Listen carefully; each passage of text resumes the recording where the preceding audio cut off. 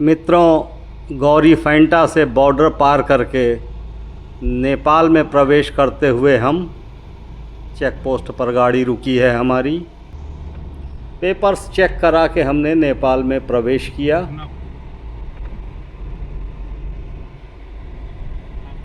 एक खूबसूरत सा शहर भारतीय सीमा से लगा हुआ धनगढ़ी बॉर्डर के इस तरफ का हिस्सा गौरी फैंटा कहलाता है और दूसरी तरफ का हिस्सा धनगढ़ी कहलाता है। नेपाल में प्रवेश करने का मुख्य उद्देश्य घूमना है। यहाँ आए तो लोगों ने बताया कि गोदावरी नदी है यहाँ पर, वहाँ के व्यूज़ बहुत अच्छे हैं। लगभग 15 किलोमीटर के फासले पर ग्रेट हिमालयाज़ हैं, वहाँ घूमिए, अच्छी जगह है। बस मैं प्रकृति प्रेमी टूरिस्ट, प्रकृति मुझे पुकारती है, आवाज़ें देती है। ये समंदर, ये जंगलात, ये पहाड़ मुझे पुकारा करते हैं। ये धनगढ़ी का बोर्ड लगा हुआ, और इस पुकार को मैं नज़रअंदाज नहीं कर पाता, पर बस खींचा हुआ चला जाता हूँ जहाँ से आवाज़ें आती हैं। तो आज हम धनगढ़ी में ग्रेट हिमालयाज़ के आसपास घूमेंगे और गोदावरी के तट पर भी जाएंगे। जो दर्शक देख रहे हैं गलतफहमी में ना रहें, ये भारत वाली गोदावरी नहीं है। भारत में जो गोदावरी नदी है वो अलग है, और नेपाल में भी एक गोदावरी नदी है। पहाड़ी नदियाँ ज़्यादातर छिछली होती हैं, पानी कम होता है, लेकिन बरसात के समय में ये नदियाँ बहुत ही भयावह हो जाती हैं। धनगढ़ी की सड़कों पर होते हुए हम अपने गंतव्य की तरफ बढ़ रहे हैं। छोटा सा शहर है मगर खूबसूरत शहर है। लोग डिसिप्लिन्ड हैं यहाँ, ट्रैफिक के नियम कानून जानते हैं, चौड़ी सड़कें हैं, अपेक्षाकृत सफाई भी दिख रही है। तो दोनों तरफ इस छोटे और ख़ूबसूरत शहर को निहारते हुए हम बढ़ते चले जा रहे हैं गोदावरी की तरफ।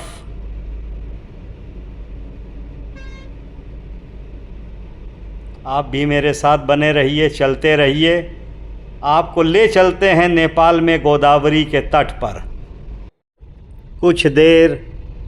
कुछ दूर चलने के बाद एक ग्रेट हिमालयाज़ दिखने लगा है। ये पर्वत, ये पहाड़ दिखने लगे हैं। दिख तो रहे हैं, लेकिन हैं अभी भी बहुत दूर।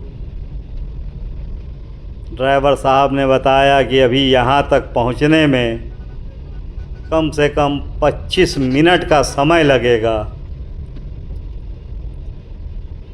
समय जो भी लगे, हमको वहाँ तक पहुँचना है। इसी की तलहटी में गोदावरी नदी दिखेंगी आपको। आप सबको वहाँ तक हमें ले चलना ही है। कोई वक्त की पाबंदी नहीं है, जो भी वक्त लगे। दाएं बाएं कैमरा मेरा होता हुआ चीज़ों को देखते हुए एक चीज़ कहना होगा, यहाँ पर हरियाली बहुत है, क्योंकि पहाड़ों के पास का हिस्सा है तो हरियाली होना स्वाभाविक है। अब एक टर्न के बाद देखिए पहाड़ दिखना बंद हो गए हैं और ये धनगढ़ी का कैंट एरिया शुरू हो चुका है। यहाँ नेपाल की आर्मी रहती है। तो धनगढ़ी के कैंट से हिमालय की तरफ बढ़ते हुए हम आप सब लोगों को लेकर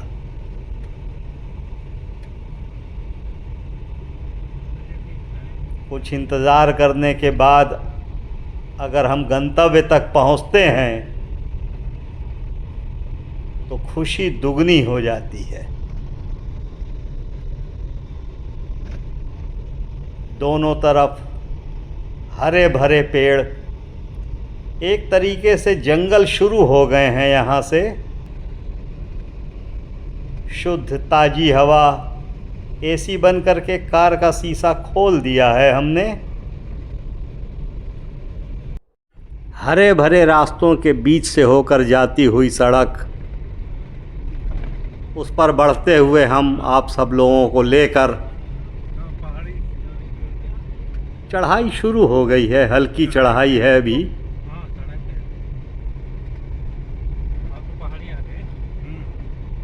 थोड़ा सा ऊपर चलने के बाद हमें गोदावरी नदी दिखेगी। हिमालय की तलहटी में है। मैं देख रहा हूँ कि जब से ये पेड़ घने होने लगे हैं, हमारे परम मित्र गुप्ता जी के अंदर वैराग्य उत्पन्न होने लगा है। अजीब सी बातें कह रहे हैं, माया मोह छोड़ने की बातें कर रहे हैं।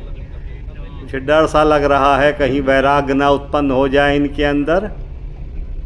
और ये गोदावरी का पुल पार करते हुए हम, ये गोदावरी नदी है, इसके तट पर पहुंचने के लिए थोड़ा घूम कर चलना पड़ेगा। तो बात मैं गुप्ता जी की कर रहा हूँ। गुप्ता जी के अंदर वैराग उत्पन्न हो रहा है। मुझे डर लग रहा है कि घर जाकर इनके परिवार को जवाब क्या दूंगा। तो मैं चाहता हूँ कि गुप्ता जी माया मोह में फंसे रहें, सन्यासियों जैसी बातें ना करें। घूमने टहलने आए हैं तो इस घूमने टहलने का आनंद लें। गुप्ता जी ने हाँ में सर तो हिलाया है, लेकिन देखिए गुप्ता जी आगे करते क्या हैं। और मोड़ पर मुड़ते हुए हम कुछ ही देर में आपके साथ होंगे। हम नेपाल के गोदावरी नदी के तट पर।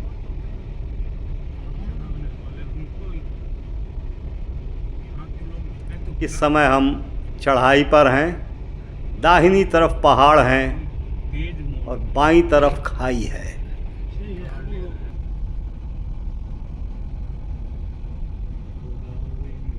लगभग पहुंचने वाले हैं तट पर हम। नीचे बहती हुई नदी,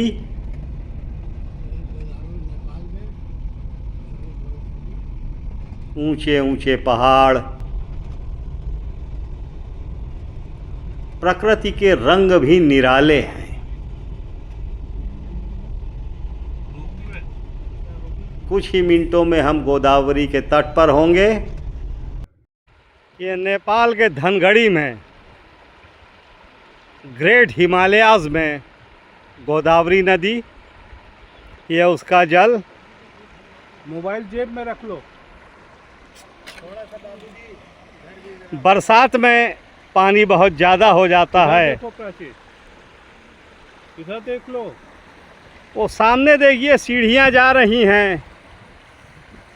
सीढ़ियों की तरफ एक बालिका जा रही है। वो सीढ़ियाँ चढ़ के शिव मंदिर है।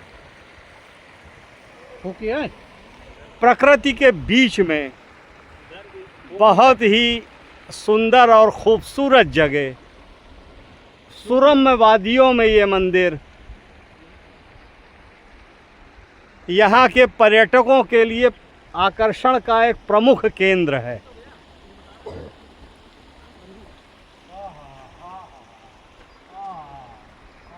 हरी भरी वादियाँ और बहती हुई है गोदावरी नदी। कुछ शिव भक्त बढ़ रहे हैं सामने दूर सीढ़ियों की तरफ, शिव के दर्शन कर दें। और मैं वीडियो बनाने में व्यस्त हूँ आपके लिए। ये गुप्ता जी यहाँ आके सन्यासी का रूप धारण करने वाले हैं। कह रहे हैं एक कमंडल गेरुआ और त्रिशूल ला दो बस। तो गुप्ता जी यहीं बस जाएंगे। बाकी सुरम्य वादियाँ सभी को आकर्षित करती हैं। ये बाबूजी यहाँ बैठे हैं, 2 दिन से लगातार घूम रहे हैं जंगलों में, पहाड़ों पर। और ये हमारे सहयोगी भैया, नाम आपका भूल गए हम, केवल जी। देखिए प्रणाम कर रहे हैं। यहाँ मेला भी बहुत बढ़िया लगता है। भैया किस समय मेला लगता है यहाँ? 14 जनवरी मकर संक्रांति के दिन यहाँ भव्य मेला लगता है। नेपाल तो नेपाल, हिंदुस्तान के भी भक्त यहाँ पहुँचते हैं।